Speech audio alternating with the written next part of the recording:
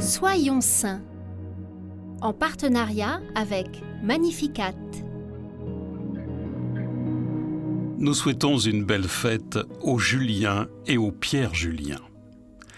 Saint Pierre Julien Aymar est né en Isère en 1811, à la même époque que le saint curé d'Ars qu'il rencontra.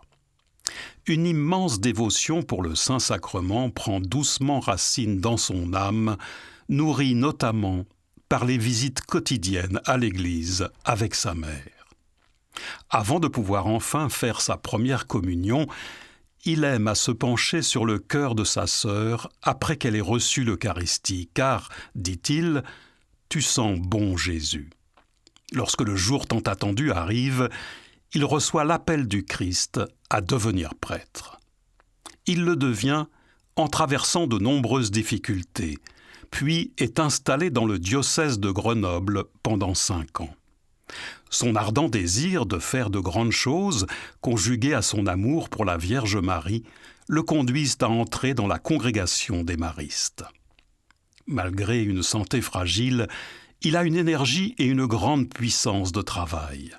Il se donne sans compter jusqu'au jour où, en 1851, sa vie prend un nouveau tournant.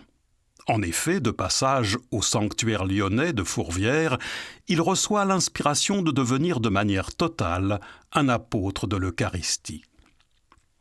Pour lui, le seul remède à l'indifférence et l'engourdissement spirituel qui envahissent l'Europe et la France est Jésus hostie, torche de l'amour.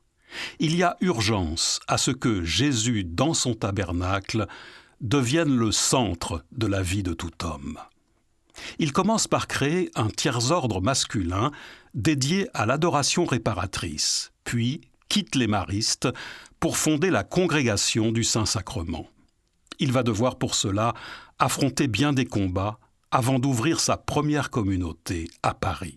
Pierre Julien pense que la perte de la foi vient de la perte de l'amour.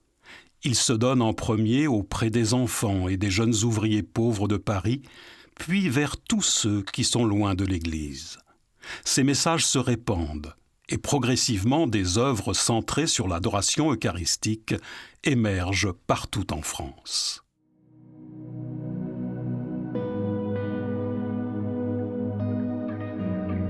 Saint Pierre Julien Aymar, intercédez pour nous, afin que Jésus dans son tabernacle devienne vraiment le centre brûlant d'amour de nos humbles vies.